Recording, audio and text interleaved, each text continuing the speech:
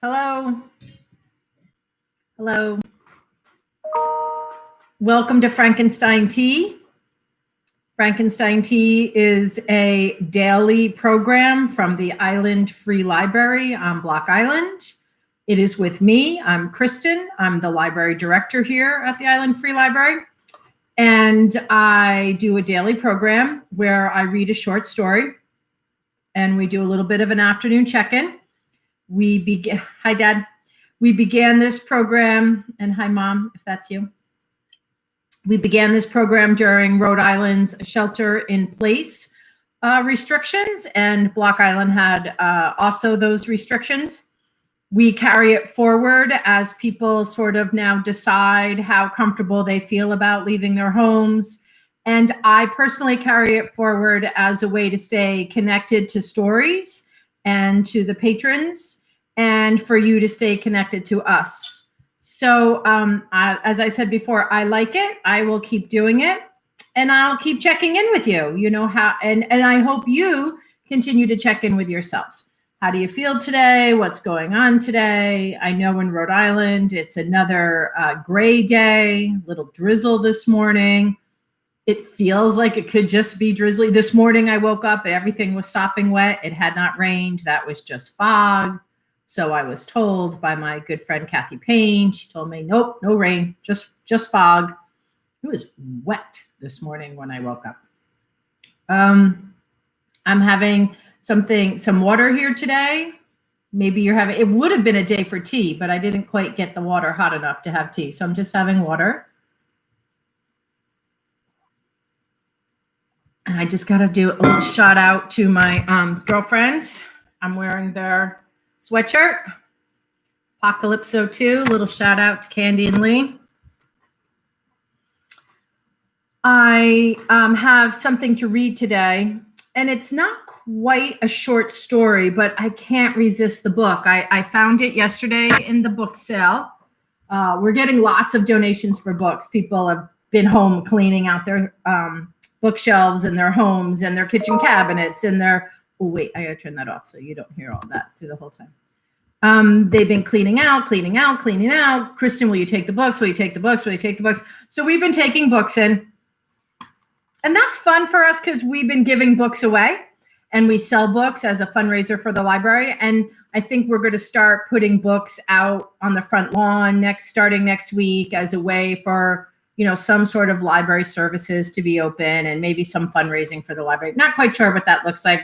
I have a big staff meeting with the staff here, the local staff, and we'll start to put our plan in action next week.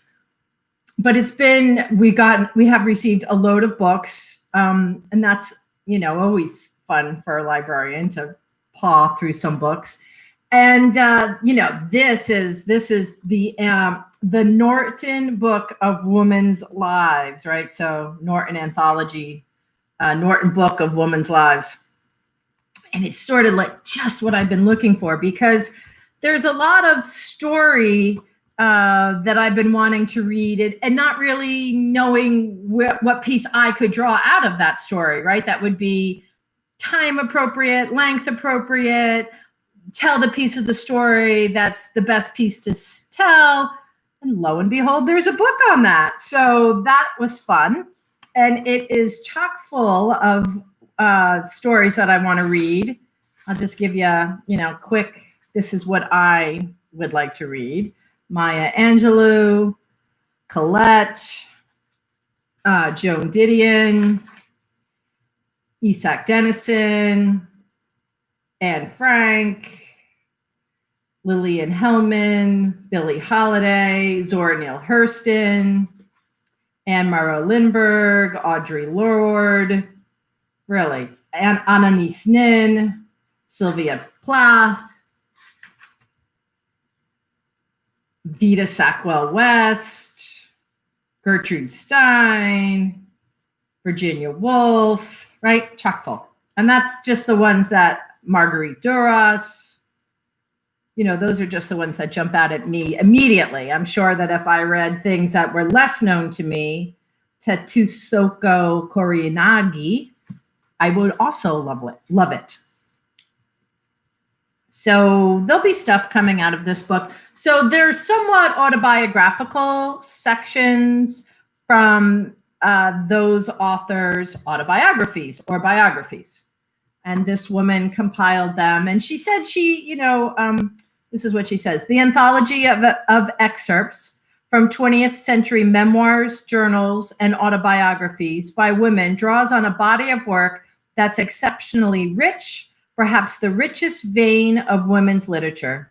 It aims duly to suggest that richness and the richness of female experience on which it is based. And that struck me as I've read a few things recently. If you're a regular listener, you know this, that's of a different time period. And really that female voice in that time period, that female head in that time period that's projected through those stories I've been reading is quite different from mine in 2020. And I don't know, can I say limited?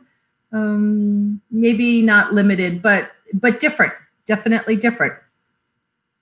So I liked this idea of compiling this other set of voices. So that's what I'm reading from today. I am reading from the Norton Book of Women's Lives, edited by Phyllis Rose, put out by Norton, and it's old. It's 1993. And I didn't tell you who I'm reading it. Can you imagine? I read those names and I still have one here in my hand that I didn't read yet. I'm reading Annie Dillard, From an American Childhood. I'm reading that on Frankenstein Tea on Friday, May 29th. When I was 5, growing up in Pittsburgh in 1950, I would not go to bed willingly because something came into my room. This was a private matter between me and it. If I spoke of it, it would kill me. Who could breathe as this thing searched for me over the very corners of the room? Who could ever breathe freely again? I lay in the dark. My sister Amy, 2 years old, was asleep in the other bed. What did she know? She was innocent of evil. Even at 2, she composed herself attractively for sleep. She folded the top sheet tidily under her prettily outstretched arm. She laid her perfect head lightly on an unwrinkled pillow, where her thick curls spread evenly in rays like petals. All night long, she slept smoothly in a series of pleasant and serene, if artificial-looking positions, a faint smile on her closed lips, as if she were posing for an ad for sheets. There was no messiness in her, no roughness for things to cling to, only a charming and charmed innocence that seemed then to protect her, an innocence I needed but couldn't muster. Since Amy was asleep, furthermore, and since when I needed someone most, I was afraid to stir enough to wake her, she was useless. I lay alone and was almost asleep when the damned thing entered the room by flattening itself against the open door and sliding in. It was a transparent, luminous oblong. I could see the door whiten at its touch. I could see the blue wall turn pale where it raced over it, and see the maple headboard of Amy's bed glow. It was a swift spirit. It was an awareness. It made noise. It had 2 joined parts, a head and a tail, like a Chinese dragon. It found the door, wall, and headboard, and it swiped them, charging them with its luminous glance. After its fleet, searching passage, things looked the same, but weren't. I dared not blink or breathe. I tried to hush my whooping blood. If it found another awareness, it would destroy it. Every night before it got to me, it gave up. It hit my wall's corner and couldn't get past. It shrank completely into itself and vanished like a cobra down a hole. I heard the rising roar it made when it died or left. I still couldn't breathe. I knew it was the worst fact I knew, a very hard fact, that it could return again alive that same night. Sometimes it came back, sometimes it didn't. Most often, restless, it came back. The light stripe slipped in the door, ran searching over Amy's wall, stopped, stretched lunatic at the first corner, raced wailing toward my wall, and vanished into the second corner with a cry. So I wouldn't go to bed. It was a passing car whose windshield reflected the corner streetlight outside. I figured it out one night. Figuring it out was as memorable as the oblong itself. Figuring it out was a long and forced ascent to the very rim of being, to the membrane of skin that both separates and connects the inner life and the outer world. I climbed deliberately from the depths like a diver who releases the monster in his arms and hauls himself hand over hand up an anchor chain till he meets the ocean's sparkling membrane and bursts through it. He sights the sunlit, becalmed hull of his boat, which had bulked so ominously from below. I recognized the noise it made when it left.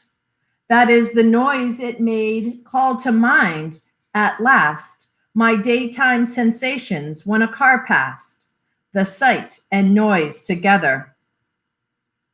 Our car came roaring down hushed Edgerton Avenue in front of our house, stopped at the corner stop sign, and passed on shrieking as its engine shifted up the gears.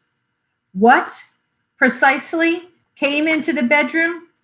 A reflection from the car's oblong windshield. Why did it travel in two parts? The window sash split the light and cast a shadow.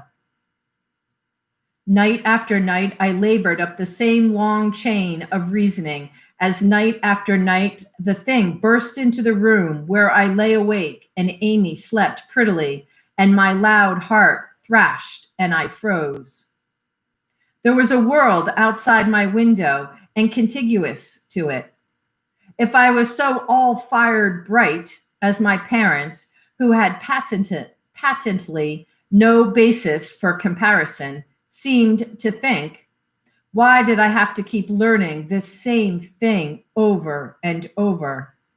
For I had learned it a summer ago when men with jackhammers broke up Edgerton Avenue. I had watched them from the yard. The street came up in jagged slabs like flows. When I lay to nap, I listened. One restless afternoon, I connected the new noise in my bedroom with the jackhammer men had been seeing outside. I understood abruptly that these worlds met, the outside and the inside. I traveled the route in my mind. You walked downstairs from here, and outside from downstairs. Outside, then, was conceivably just beyond my windows.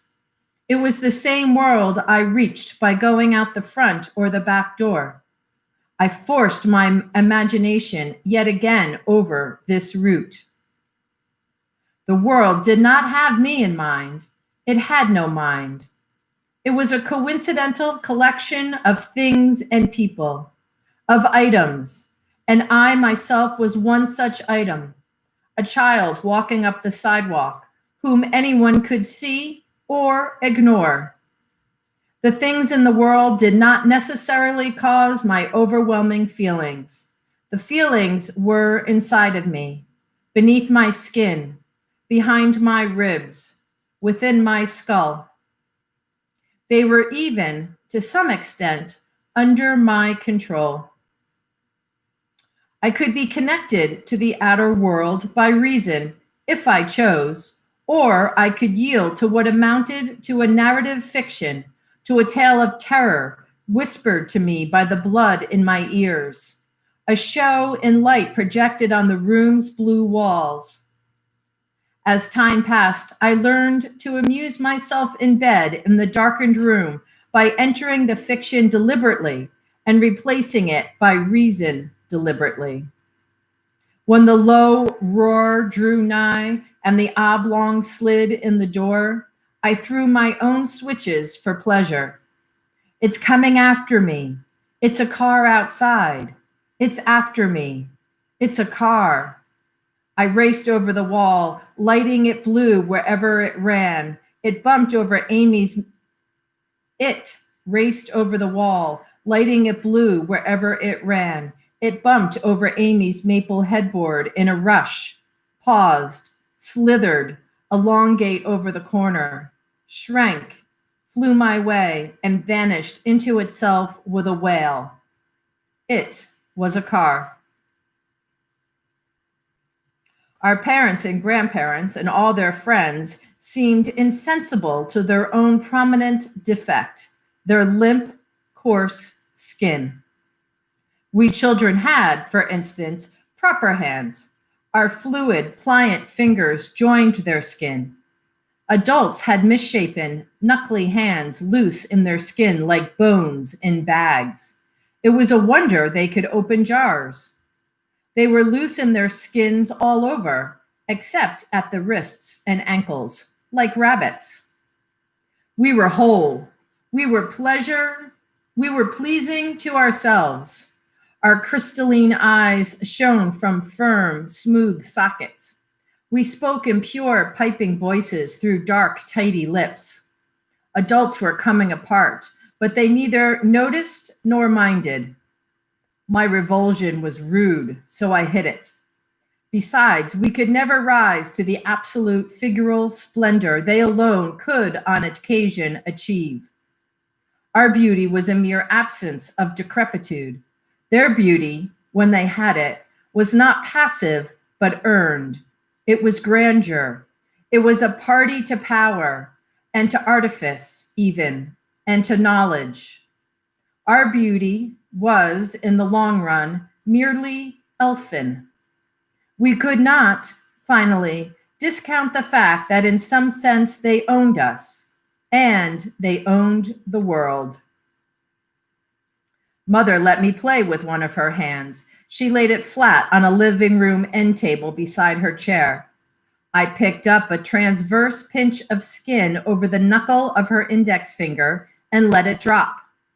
The pinch didn't snap back. It lay dead across her knuckle in a yellowish ridge. I poked it. It slid over intact. I left it there as an experiment and shifted to another finger. Mother was reading Time magazine. Carefully, lifting it by the tip, I raised her middle finger an inch and released it. It snapped back to the tabletop. Her insides, at least, were alive. I tried all the fingers. They all worked. Some I could lift higher than others. That's getting boring. Sorry, Mama.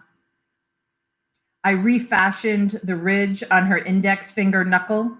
I made the ridge as long as I could using both my hands. Moving quickly, I made parallel ridges on her other fingers, a real mountain chain, the Alleghenies. Indians crept along just below the ridgetops, eyeing the frozen lakes below them through the trees. Skin was earth. It was soil. I could see, even on my own skin, the joined trapezoids of dust specks God had wetted and stuck with his spit the morning he made Adam from dirt. Now, all these generations later, we people could still see on our skin the inherited prints of the dust specks of Eden. I loved this thought and repeated it for myself often. I don't know where I got it. My parents cited Adam and Eve only in jokes. Someday I would count the trapezoids with the aid of a mirror and learn precisely how many dust specks Adam comprised. One single handful God wetted, shaped, blew into, and set firmly into motion, and let it wander about in the fabulous garden bewildered. The skin on my mother's face was smooth, fair, and tender. It took impressions readily. She napped on her side on the couch. Her face skin pooled on the low side. It piled up in the low corners of her deep-set eyes and drew down her lips and cheeks. How flexible was it? I pushed at it, a puddle of it, by her nose. She stirred and opened her eyes. I jumped back. She reminded me not to touch her face while she was sleeping. Anybody's face. When she sat up, her cheek and brow bone bore a deep red gash, the mark of a cushion's welting. It was textured inside precisely with the upholstery's weave and brocade.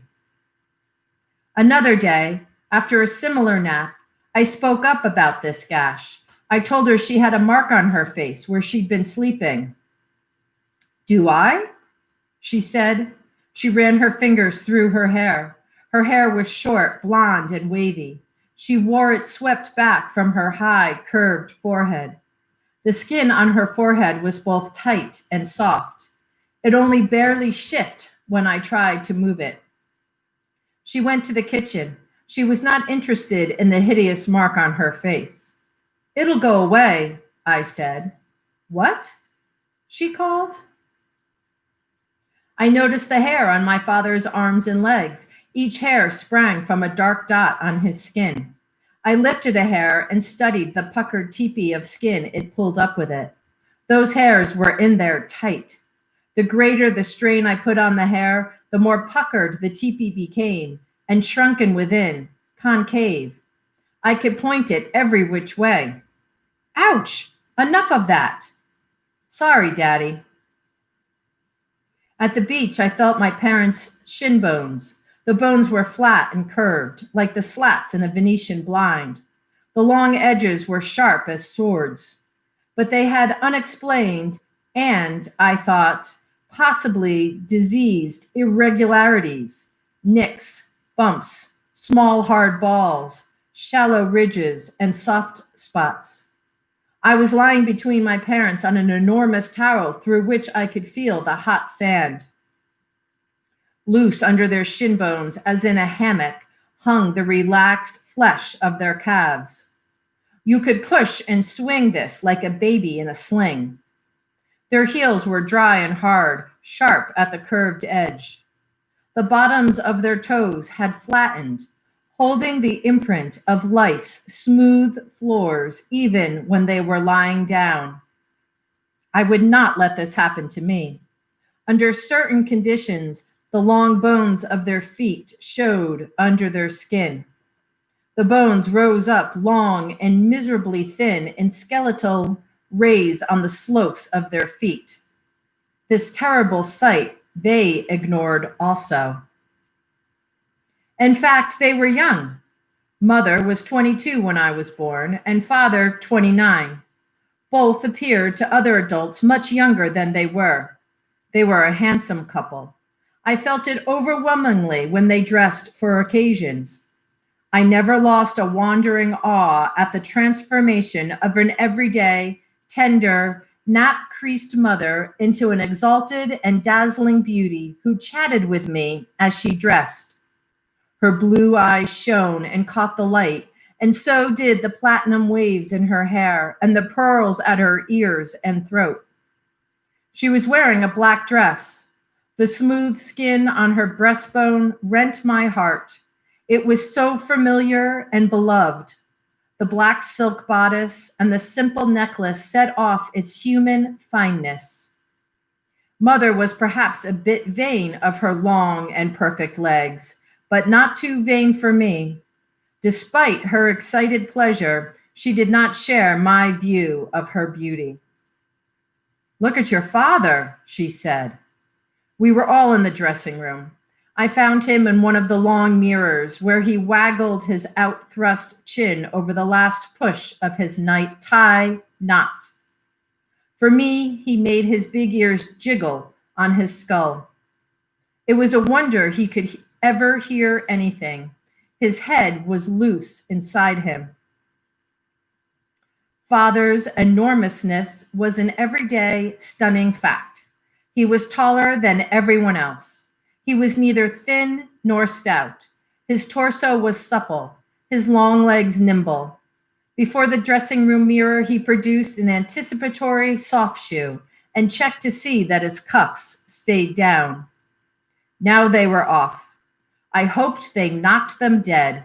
I hoped their friends knew how witty they were and how splendid. Their parties at home did not seem very entertaining, although they laughed loudly and often fetched the one-man percussion band from the basement, or an old trumpet, or a snare drum. We children could have shown them how to have a better time. Kick the can, for instance, never paled. A private game called Spider Cow, played by the Spencer children, also had possibilities. The Spider Cow hid and flung a wet washcloth at whoever found it, and erupted from hiding and chased him, running all over the house. But implicitly and emphatically, my parents and their friends were not interested. They never ran. They did not choose to run. It went with being old, apparently, and having their skin half off. On one weekday morning after Christmas, 6 inches of snow had just fallen. We were standing up to our boot tops in snow on a front yard on trafficked Reynolds Street, waiting for cars. The cars traveled Reynolds Street slowly and evenly. They were targets all but wrapped in red ribbons, cream puffs. We couldn't miss. I was 7. The boys were 8, 9, and 10. The oldest 2 Fahey boys were there, Mikey and Peter, polite blonde boys who lived near me on Lloyd Street and who already had 4 brothers and sisters. My parents approved of Mikey and Peter. Chicky McBride was there, a tough kid, and Billy Paul and Mackie Keene, too, from across Reynolds, where the boys grew up, dark and furious, grew up skinny, knowing, and skilled. We had all drifted from our houses that morning looking for action and had found it here on Reynolds Street. It was cloudy but cold. The cars' tires laid behind them on the snowy street, a complex trail of beige chunks like crenellated castle walls. I had stepped on some earlier. They squeaked. We could have wished for more traffic. When a car came, we all popped at one. In the intervals between cars, we reverted to the natural solitude of children. I started making an ice ball, a perfect ice ball from perfectly white snow, perfectly spherical, and squeezed perfectly translucent so no snow remained all the way through. The Fahey boys and I considered it unfair, actually, to throw an ice ball at somebody, but it had been known to happen. I had just embarked on the ice ball project when we heard tire chains come clanking from afar. A black Buick was moving toward us down the street. We all spread out, banged together some regular snowballs, took aim, and, when the Buick drew nigh, fired. A soft snowball hit the driver's windshield right before the driver's face. It made a smashed star with a hump in the middle. Often, of course, we hit our target, but this time, the only time in all of life, the car pulled over and stopped. Its wide black door opened. A man got out of it running. He didn't even close the car door. He ran after us and we ran away from him, up the snowy Reynolds sidewalk. At the corner, I looked back. Incredibly, he was still after us. He was in city clothes, a suit and tie, street shoes. Any normal adult would have quit, having sprung us into flight and made his point. This man was gaining on us. He was a thin man, all action. All of a sudden, we were running for our lives. Wordless, we split up. We were on our turf. We could lose ourselves in the neighborhood backyards. Everyone for himself. I paused and considered. Everyone had vanished except Mikey Fahey, who was just rounding the corner of a yellow brick house. Poor Mikey. I trailed him. The driver of the Buick sensibly picked the two of us to follow. The man apparently had all day. He chased Mikey and me around the yellow house and up a backyard path we knew by heart, under a low tree, up a bank, through a hedge, down some snowy steps, and across the grocery store's delivery driveway. We smashed through a gap in another hedge, entered a scruffy backyard, and ran around its back porch and tight between houses to Egerton Avenue. We ran across Egerton to an alley and up our own sliding woodpile to the hall's front yard. He kept coming.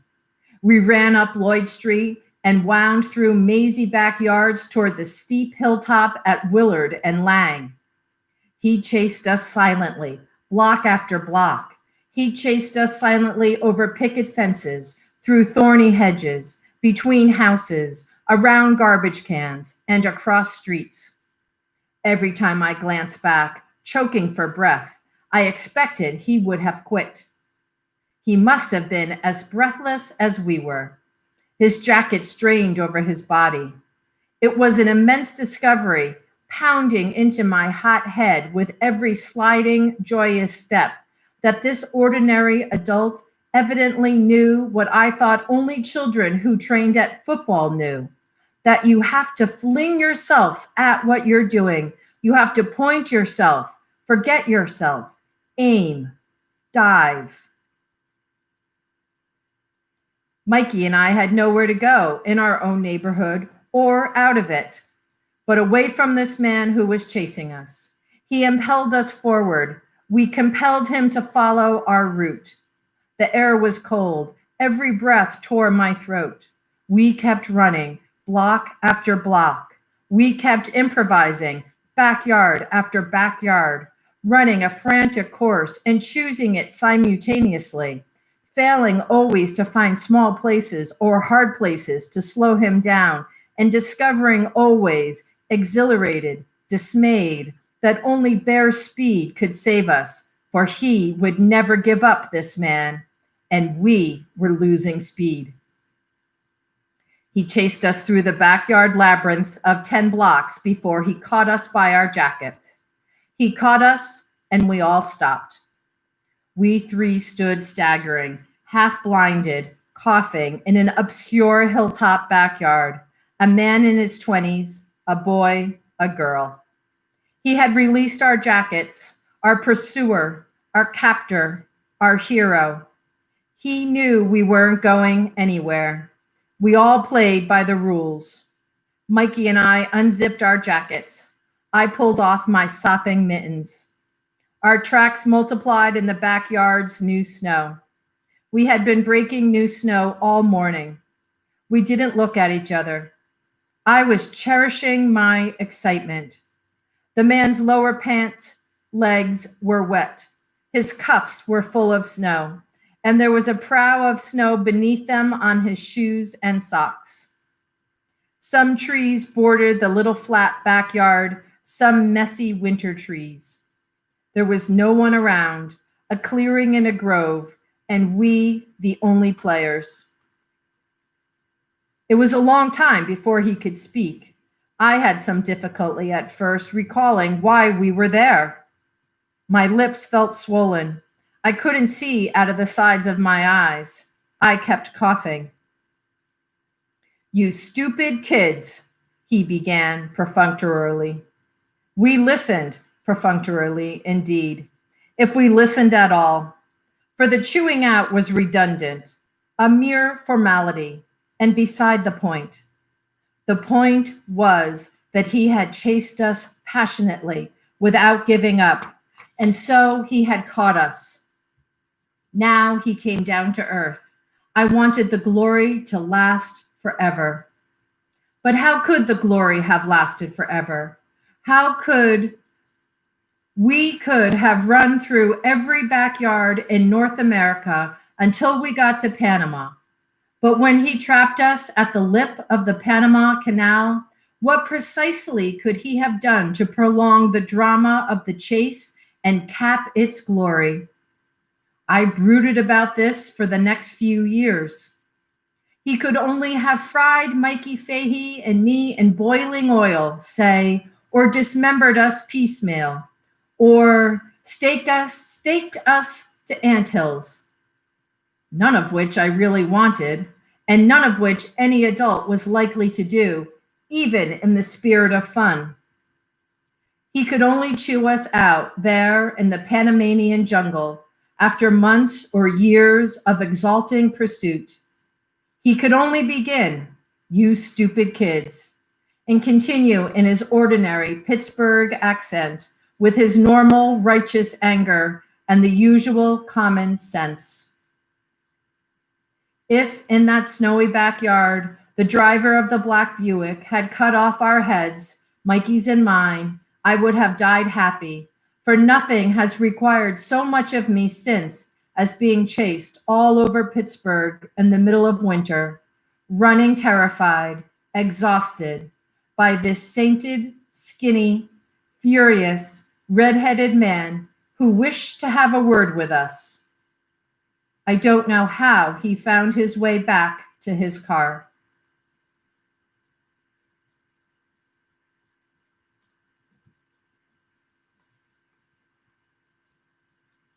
That was Annie Dillard. That's from An American Childhood. It's an excerpt from American Childhood by Annie Dillard, compiled in the Norden Book of Women's Lives, edited by Phyllis Rose, published by Norton. And as I was reading it, I remembered that a good library patron, an old friend of mine, Annie Dillard was her favorite, and she recently passed away. So that's in memory of Elisa Hunt. Have a great afternoon. I'll see you here tomorrow at 3 o'clock. Thanks for coming.